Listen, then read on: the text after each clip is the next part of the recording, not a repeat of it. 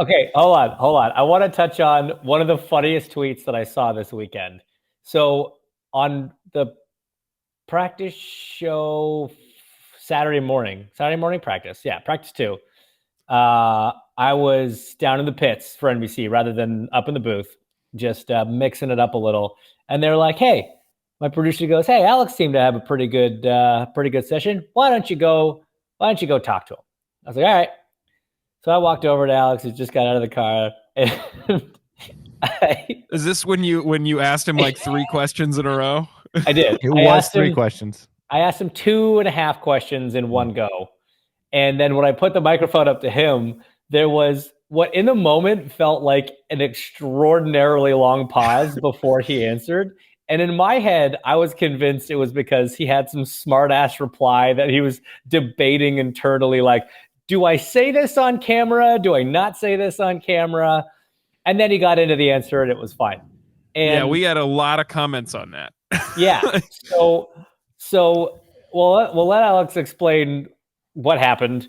But the tweet that I loved the best was something along the lines of like, Alex isn't used to talking to James like with that clear a picture or like without a delay. Yeah. So my question is, Becky replied to that laughing. Did you do that from her account by mistake again? Oh, whatever. One time.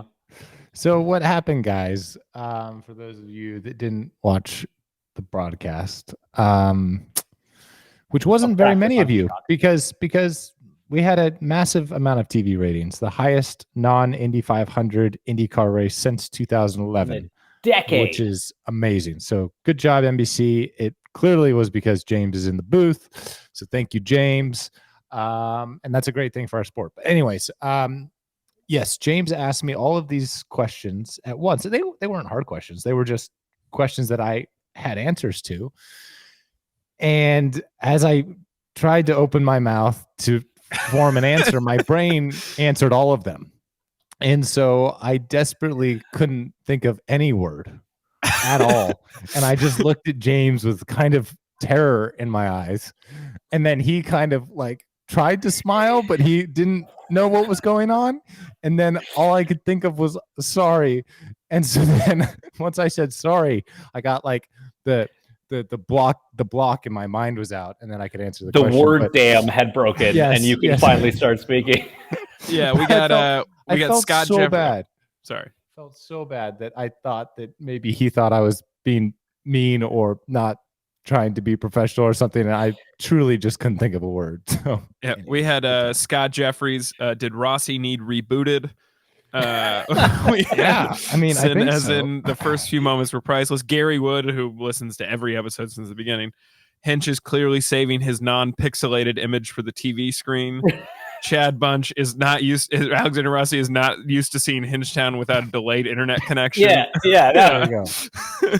We had some good ones. Those are all good. All are true. Ultimately, yeah. The best was I ended up running into you like shortly after that, and you came up to me, you're like, "I'm sorry, man." You're like, my brain froze, and your line was so funny. You said, "I could not think of a single word in any language to speak at that moment." And what's crazy is I only know the one language. Yeah, but you could have thrown in like a gracias or like bonjour. I don't know. You could have had some word, but I love how you specified that there was no other language that any words were coming. Yeah, tough look. Oh man,